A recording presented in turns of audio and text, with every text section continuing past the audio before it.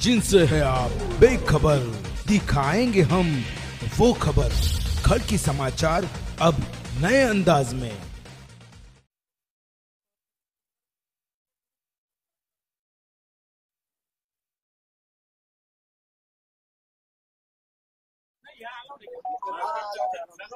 नहीं तो लोगों को जाने ये पीछे आओ और पीछे आओ सुमित सर लोगों को जाने तो पीछे और सर को ना हर सर को होता है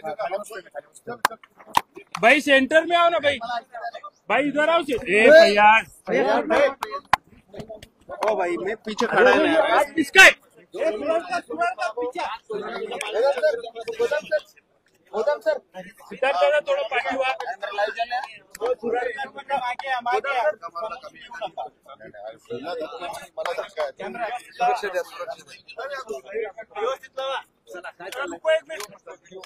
एक मिनिट वगैरे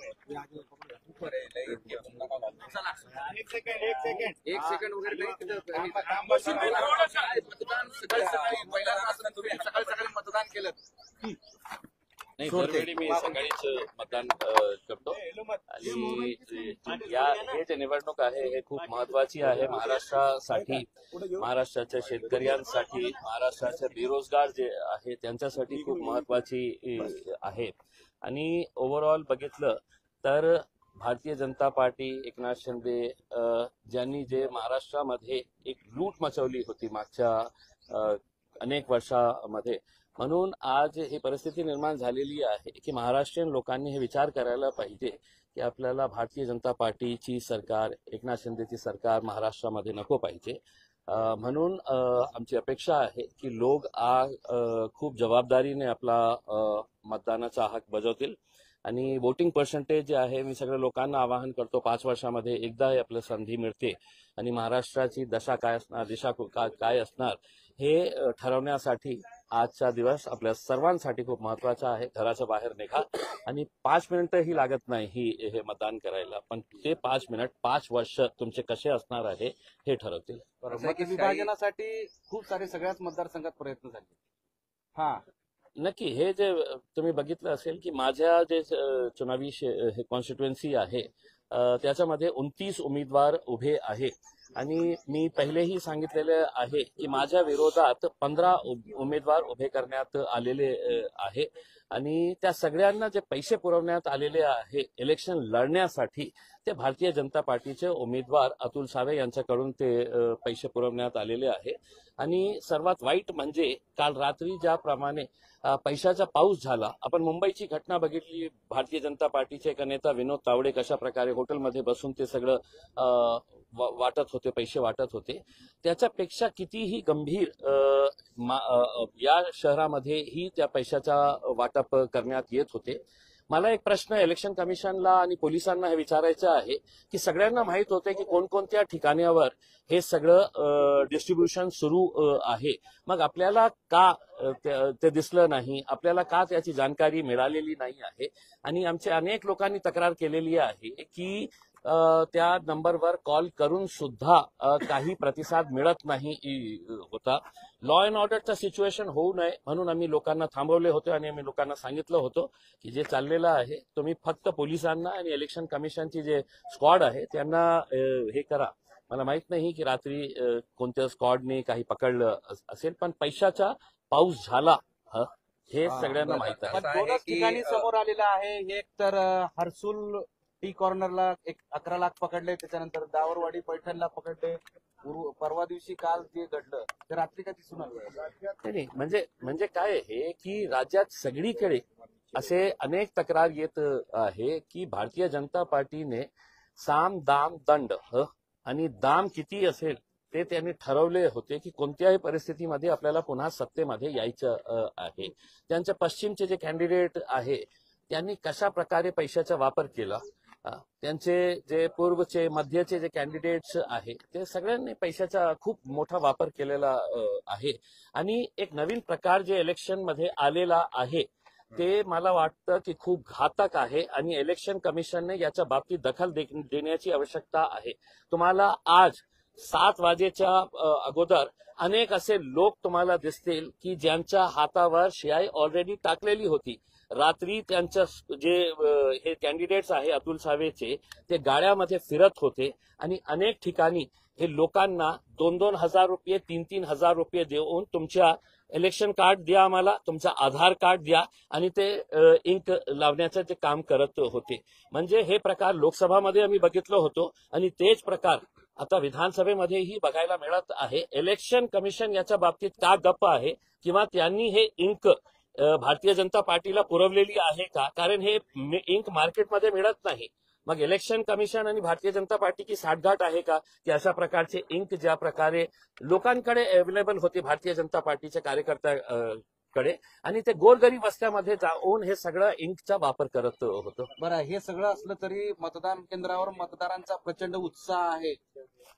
त्याचं गणित कसं असेल आता पुढचं?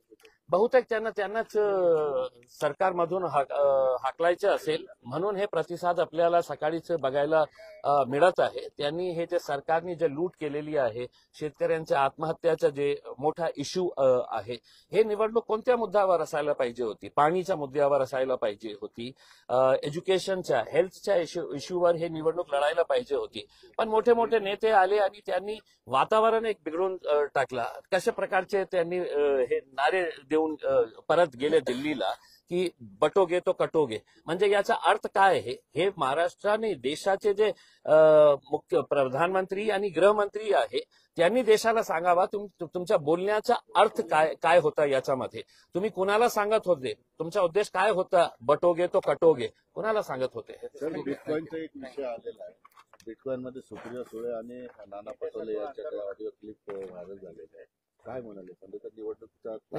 मला याच्या बाबतीत खूप जाणकारी नाही आहे. सगळे इलेक्शन मध्ये व्यस्त आहे. हे जे नोटा चाललेले होते, तुम्ही कॉइन्सच्या बाबतीत बोलत आहे, मला नोटा खूप महत्वाचे होते ज्याचे पाऊस पडत होता.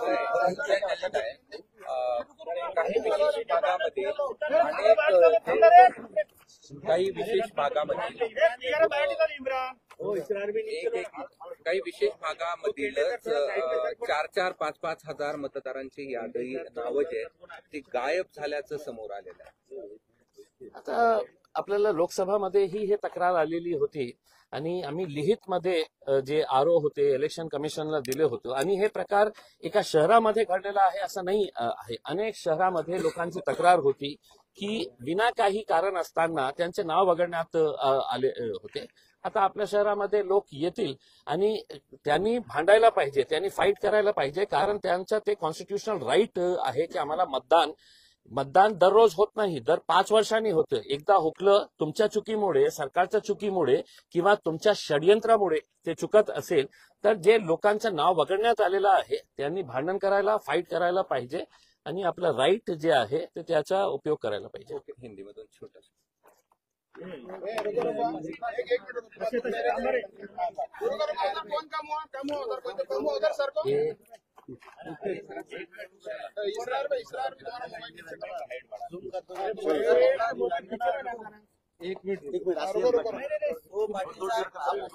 देखिए आज हमने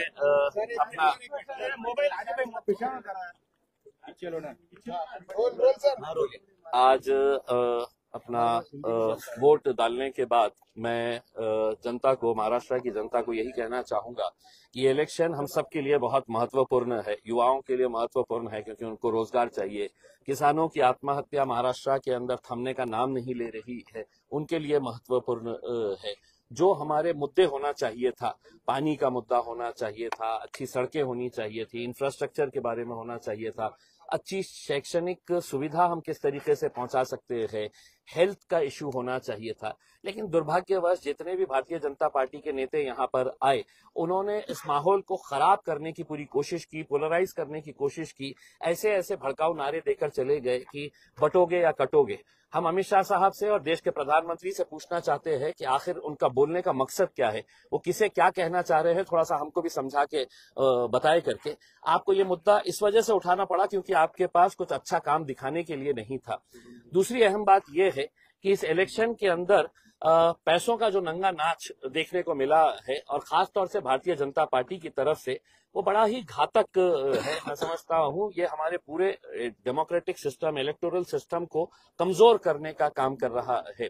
एक नया प्रकार आया है, हमने लोकसभा के दौरान देखा था और इस इलेक्शन के अंदर भी देख रहे हैं कि जहां पर पैसा देकर लोगों का वोट खरीदा जा रहा है। रात में ही कितने सारे लोग ये इंक गरीब बस्तियों में जाकर लोगों को इंक लगा रहे थे, 2,000-3,000 रुपये दे रहे थे, उनका इलेक्शन कार्ड ले रहे थे, आधार कार्ड ले रहे थे। अगर ये सब नंगा नाच चल रहा था तो इलेक्शन कमीशन कहाँ था, पुलिस कहाँ थी और क्यों ऐसी कार्रवाई नहीं की गई है, ये हमारा सवाल हम इलेक्शन कमीशन से करना चाहते हैं। Thank you. कहाँ चला सुमित, अरे किमान बूम तर लक्ष ठेव ना. वायर दिला सोडून गेला.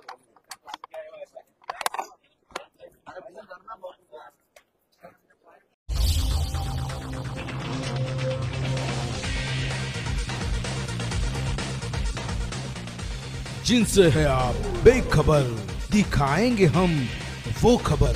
खड़ की समाचार अब नए अंदाज में।